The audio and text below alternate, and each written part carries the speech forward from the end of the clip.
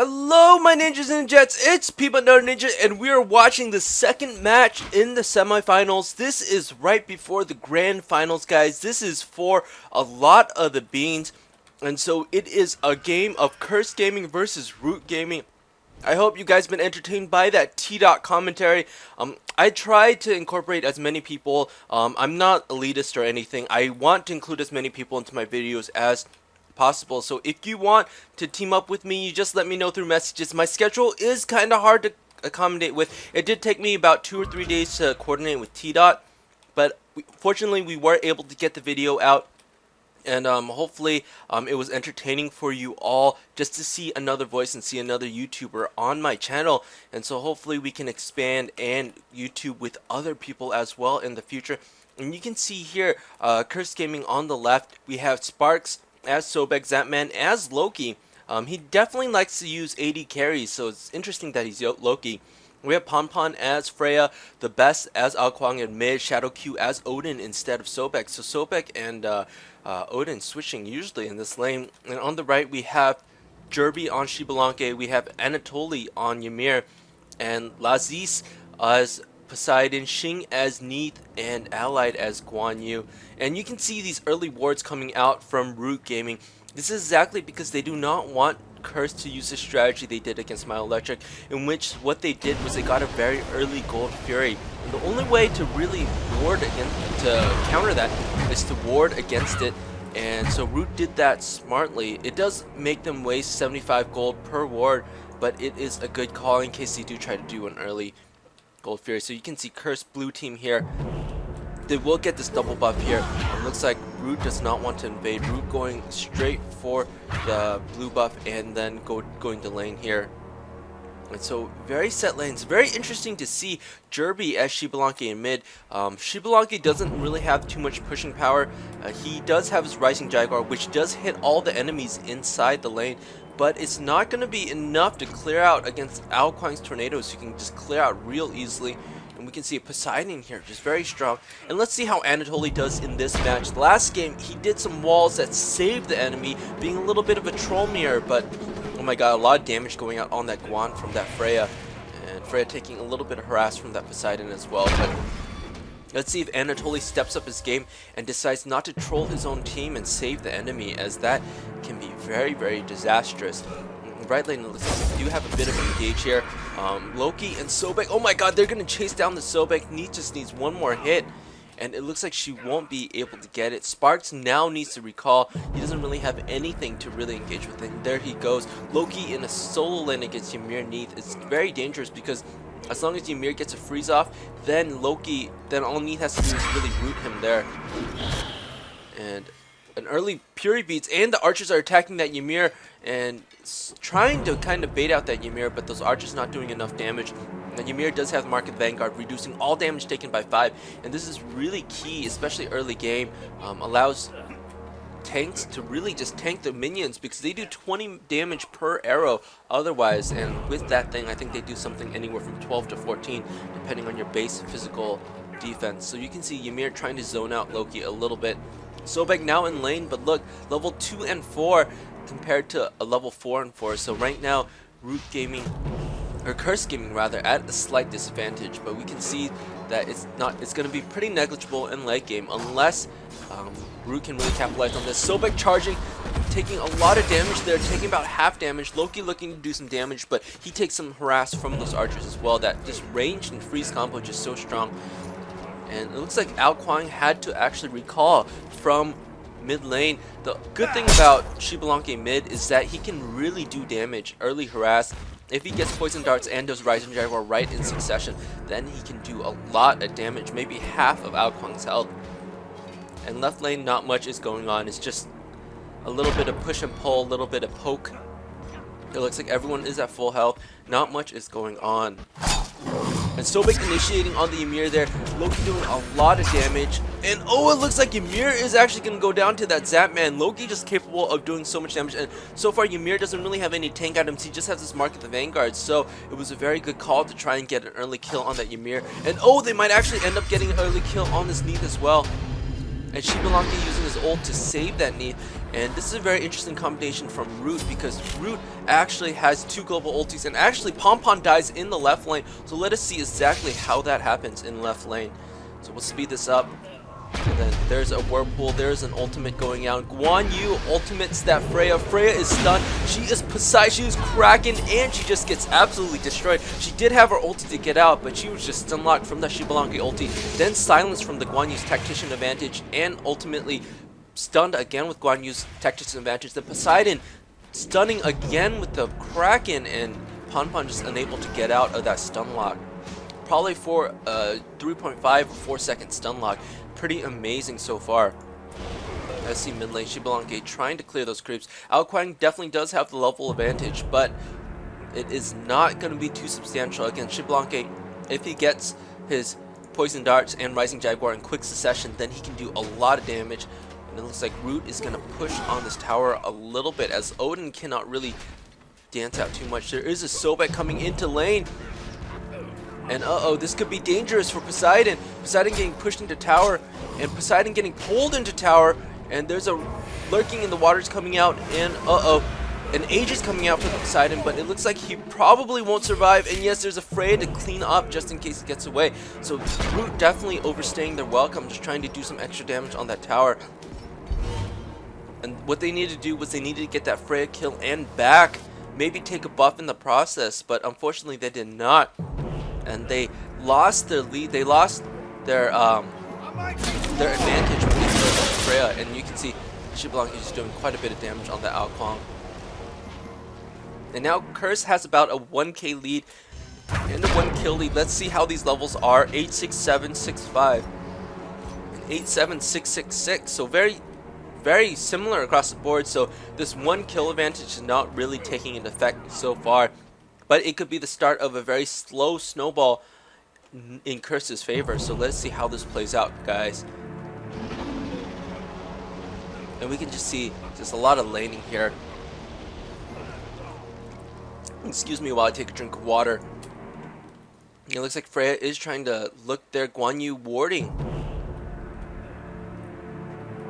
Doing a little bit of Tallow Assault. Looks like everyone is pretty much just playing a little bit passive after those early deaths.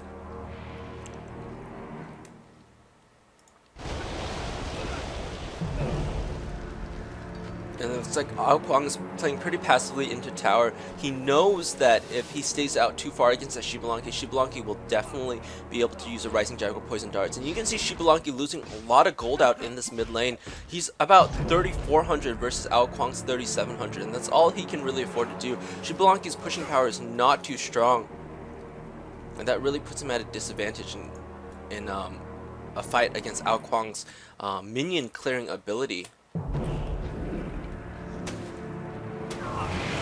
Looks like Poseidon, Guan Yu still in left lane, Freya missing, Odin in lane now. And middle tower is under attack just a little bit. Looks like Loki and Ao Kuang able to clean this up. Loki coming back left, maybe for a gank.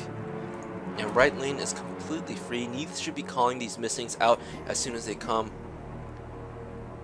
And Loki and Ao Kuang pretty far out. Ymir sees him. Ymir's only a mere level 6.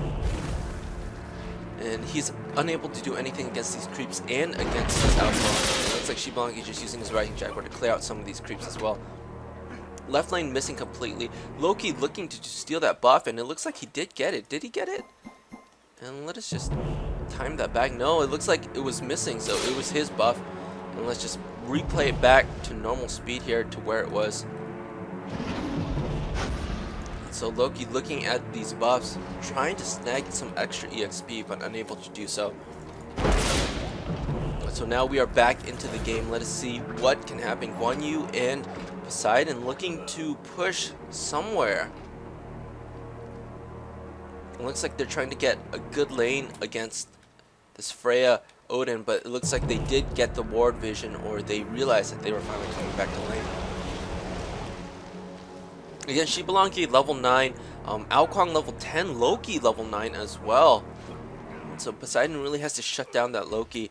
Does Loki have any risky items? No, he does have warrior tabbies. No risky items, very standard builds, just one early starter item for all these, except Freya, who starts with double starter item. And I think Freya is one of the few guys that can do that because she really utilizes her magic power and her physical power at the same time. So even though she starts off without any pot, she's able to stay in lane and maybe get some early kills. She did get punished for that build though, because she did get an early death early on. But I don't know if Odin's going to be able to engage this.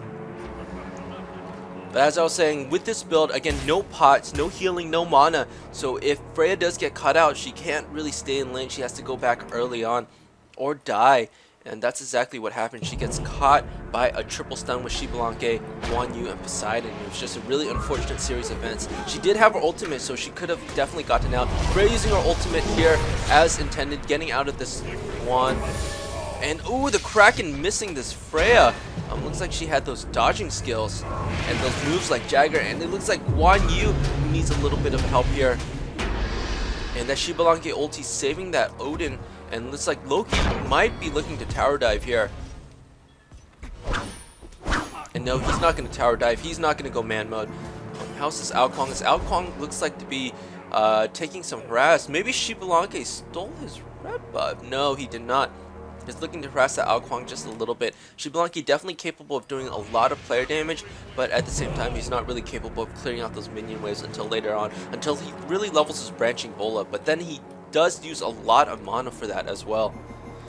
Looks like a battle is going to ensue in mid lane here. Loki just kind of zoning out here. Sobek and Loki both stealing Xbalanque's red buff. Xbalanque probably doesn't take too kindly to that. And Neith coming out, knowing that they're out of lane and out of place. They just don't have that superior ward vision. They don't have wards near the gold fairies, but they were cognizant enough to really be able to take that without too much risk. So Curse Gaming getting an early gold lead, about 1k, 1.2k. And just trying to maintain this gold lead, just kind of slowly snowball it into their favor. And Curse is really strong in leveling up and killing all these buffs, so they're just gonna try to use this advantage to their favor. Again, not much action has been happening. No more kills since that early 5-minute kills, and then now it's just lane, lane, lane, and lane. And so it looks like Curse is trying to milk out the early advantage just by trying to get some of these buffs as soon as he can. Look, Freya, as soon as that blue buff is up, Freya Pon goes and just takes it right away. Prevent a steal. It's like Odin, Guan Yu in left lane, right lane, Loki, Sobek. Let's take a look at a few of these builds. Xbalanque going full damage, Neith going full damage, Poseidon going full damage, Guan Yu also going damage. And Ymir, the only one really building any physical defense for Root Gaming. And let's see on Curse Gaming, Ao Kuang is going kind of defensive with that Warlock stats. It's not really a super defensive item, but gives you lots of health and mana. Loki going with early Devourer's Gloves, and Odin only one with actual defensive items with a reinforced boots. So very similar builds going out on both sides. Poseidon opting with the Gem of Isolation to go more DPS and more capture. And Loki's caught out here in right lane. Can he get away? He has very low mana. It looks like Sobek will zone for him. And Loki says, whoops, I did not mean to recall so far up ahead. And that is actually a very bad move. It's just bad awareness to just recall in front of the enemy unless you're trying to bait them. And this is what a strategy that Curse uses a lot. And it could backfire because they try to recall in front of the enemy. They can get caught out with a gank in mid lane if they don't have wards like this. Otherwise, what can happen is that Root Gaming says, oh look, it's an opportunity, overextends too far, and then Curse ends up with a kill. So that bait recall, superior strategy, it really depends on the enemy to make a mistake rather than you to succeed with a bait. So if the enemy does make a mistake, definitely take advantage. Xbalanque pushing to the tower and recalling there. Excuse me guys, my throat is really dry for this match, but I will keep on casting as hard as I can. I've been casting all these games in quick succession, so no break for my voice. I just keep on casting and casting, and I'm hoping to cast the entire tournament, at least the finals of the loser bracket and the entire winners bracket matches. So with that in mind, it's a lot of matches, 2 matches per match to round. And it's a best of 3. It could go up to 3 matches as well. And oh, Loki missing his ultimate on Xbalanque, but outflying Spirit's Tempest hitting Xbalanque in the face. Curse Gaming securing another kill there. Loki just sprinting all the way up to kill that Xbalanque just a little bit out of his tower. And look how close he was. He was right there in front of his tower, and Curse still able to secure a kill. With this, Curse might try to initiate a Gold Fury. And if they do that, then we'll be playing underhanded.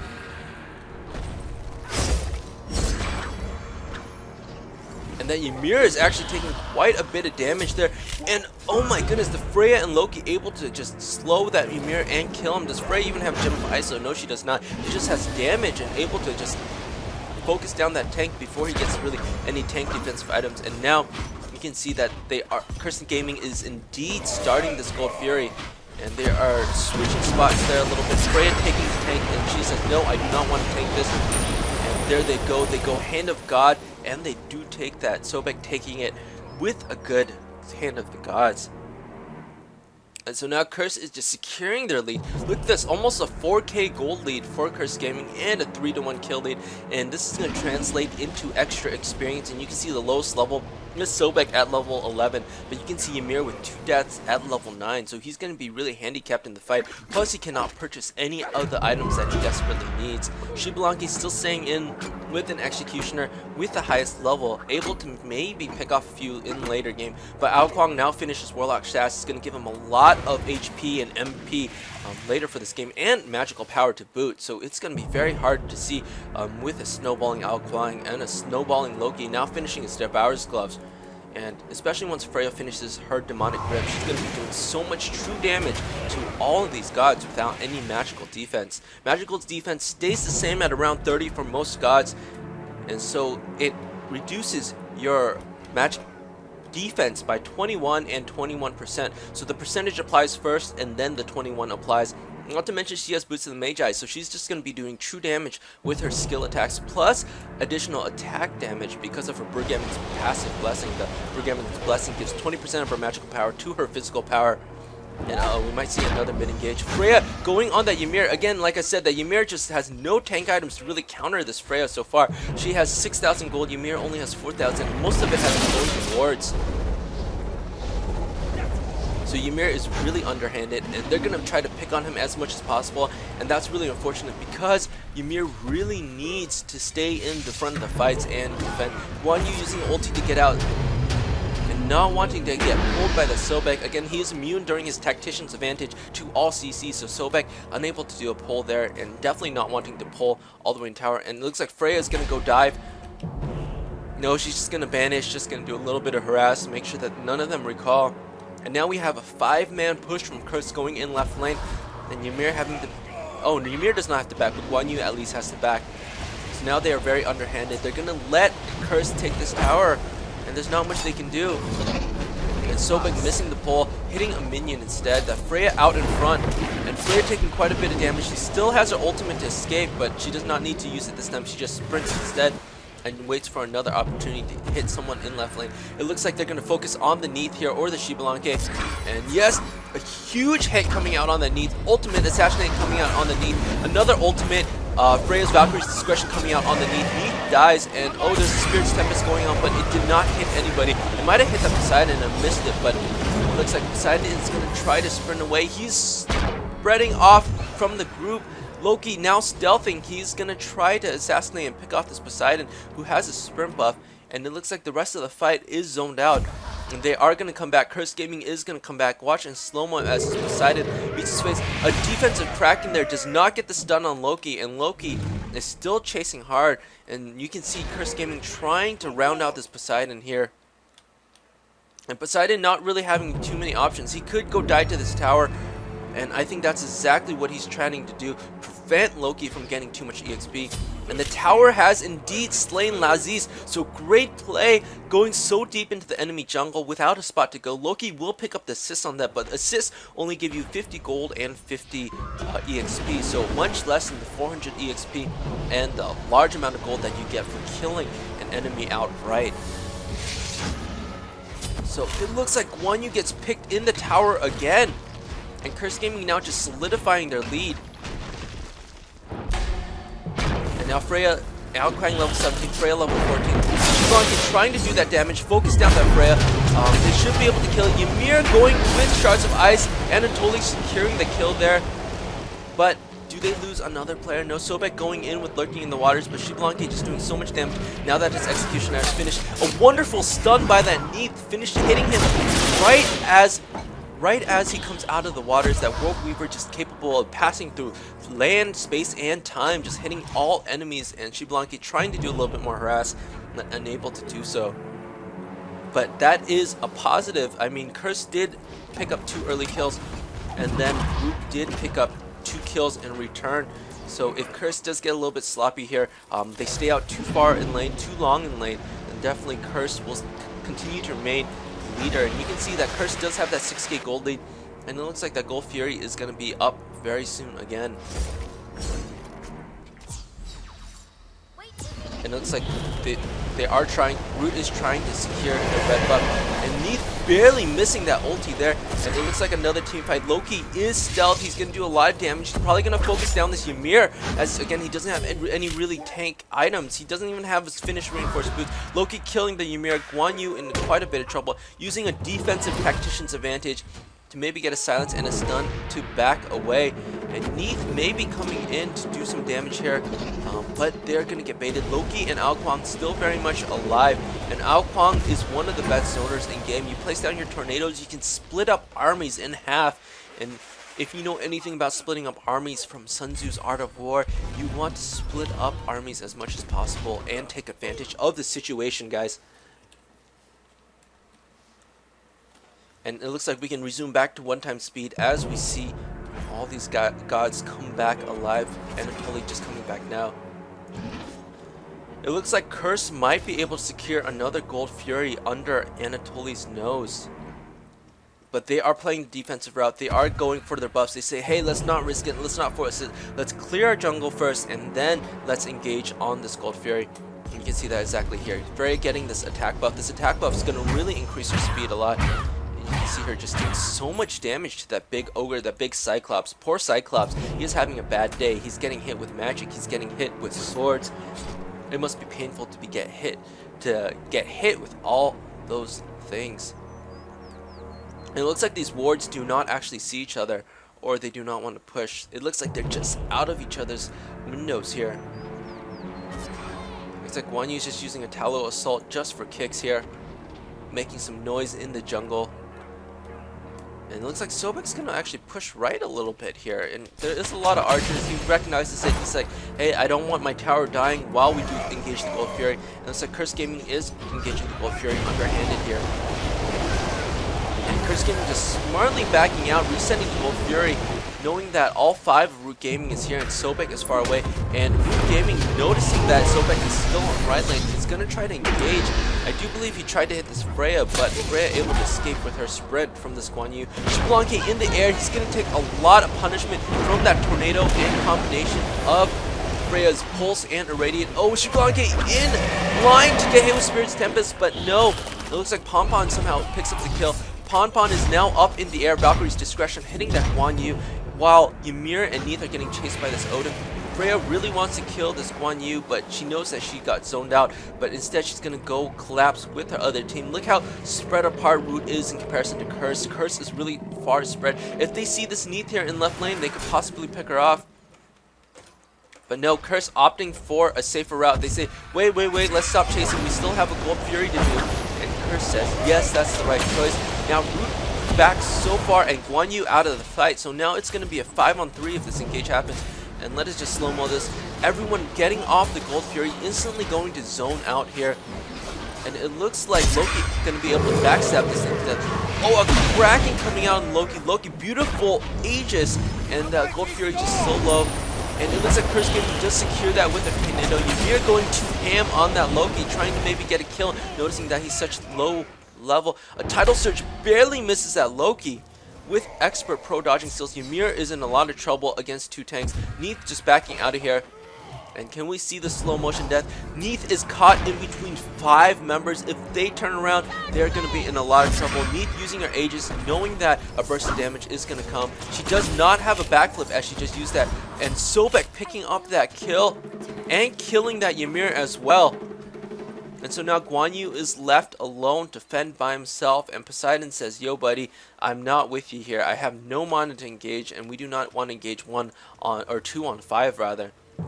So you can see Sobek now with 1 kill, and again Ao Kuang and Freya picking up a lot of kills, doing a lot of damage. Ao Kuang is such a good jungler. He is able to zone out in the jungle so hard with his tornadoes. It is your choice. Do you take 600 damage and engage the enemy, or do you just wait and let your teammates be stranded? Either choice is a bad choice for your team, so you really have to try to zone out that Ao Kuang as soon as possible. Guan Yu has been wasting all his ultis on that Freya and on that Loki, but it should be that he is trying to kill that Ao Kuang first, and that way they can have a chance in the team fights. So Ao Kuang is launching down tornadoes wherever he pleases, playing way far in the back, and it looks like Xbalanque gonna get caught out by this Ao Kuang and this Sobek, and Sobek accidentally tail whipping Xbalanque to safety. Guan Yu doing a little bit of harass with the Talos Assault, but again, Guan Yu level 13, Ao Kuang level 15. Ao Kuang laughs at him and says, ha, your level 13 is no match for my level lightning bolt. Level 19 lightning bolt, as I was trying to say. And it looks like Curse is just going to push up these towers while Root is a little bit disoriented, and surely they're going to get here, but not in time. Ymir going on the tower, and they are playing smart. They are engaging the tower in the back. They did not try to force it. That tower just has so little health. The minions actually going to pick it off, no problem. And it looks like Sobek is going to engage here again with lurking in the water. Ymir now overextended, trapped between 3 of Chris's players. A freeze going out on that Freya. Again, they are targeting that Freya, but she does have her ultimate that she can use to escape, and she uses that ultimate right there to do counter damage and to really escape. And it looks like a tactician's advantage going down after her ultimate here, and Freya aegising right, so she has 2 skills that can really enable her not to get any damage. Guan Yu realizes that the rest of his team is in trouble. Tanks need to stay with the squishies. A lot of damage coming out on Loki. Ymir does get picked off by that Freya. Freya doing just so much chunk damage. Loki going down. Odin gonna jump in. Does he have his ultimate? He does not have his ultimate, so no ring of spears. Ao Kuang doing a lot of damage. Neith gonna walk right into a tornado while she's slowed. She's gonna take about 600 damage. Spirit's Tempest going out. Neith with a perfect bat flip, but it does hit the Guan Yu as he's doing a Talo Assault, and nothing he can do. Freya doing so much damage to that Neith, and Neith getting killed there. Xbalanque getting picked off by that Freya as well, and now there's just a Poseidon left to defend this tower. And Poseidon, if you know what's good for you, you need to run and possibly surrender, as there's not much that Poseidon can do against 5, and mind you, he's only level 15. Look at this, Xbalanque, the highest level god in the game, but unable to really do anything, getting shut out. And he has Xbalanque. The bad thing about him is that if he wants to do damage, he really has to use Rising Jaguar to do damage, but that's his escape as well. So as soon as that goes up, anybody with any type of CC will try to take that and will try to counter you. And it looks like they're not even, at this point, Curse Gaming's not even concerned about Fire Giant. They just want to take these towers and then maybe do the Fire Giant, put Root in a very defensive position. But they are already all the way back at base, so I mean, it's not like they can do too much more than that with this tower going down so hard. This is Vladimir, and say bye-bye to Vladimir, the tower. And it looks like they are. Curse Gaming will do this Fire Giant. This Fire Giant lonely. His name is Maximus. He likes hammers and anvils and hot springs. He prefers to live in tropical climates, and he likes to defend his hammer if anybody tries to take it from him. And Curse actually smartly backing out here, taking all their buffs again. And so again, this preventing any type of mistake, because Root can actually maybe secure some of these buffs and then come around and maybe kill them. But at this point, Curse is just dominating, playing very textbook. No risky business. They just say, hey, we have the advantage. They're pushing their towers. Let us go clear our jungle. And then after that, we can get the Fire Giant. And let's make no mistakes in this match. We are playing for a lot of money, so it is a very good call so far. And let's just follow this Freya for a little bit.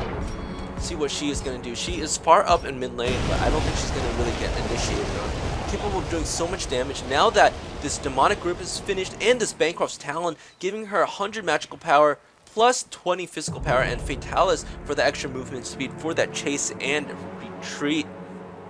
It looks like Freya is just pushing up each of the lanes here. And now that all 5 of Root is up, so they can have another team fight. But again, look at this huge level advantage to Curse Gaming. 20, 18, 17, 17, and 16. There's not one level 20 on Root Gaming. So this is going to look really, really bad. And we're just going to follow the Freya gameplay, see exactly how she does. As there's probably going to be another engage right here. And let us slow this. The tower is under attack. A lot of harass is going on. And the Ice Wall, tornadoes wrecking the battlefield there.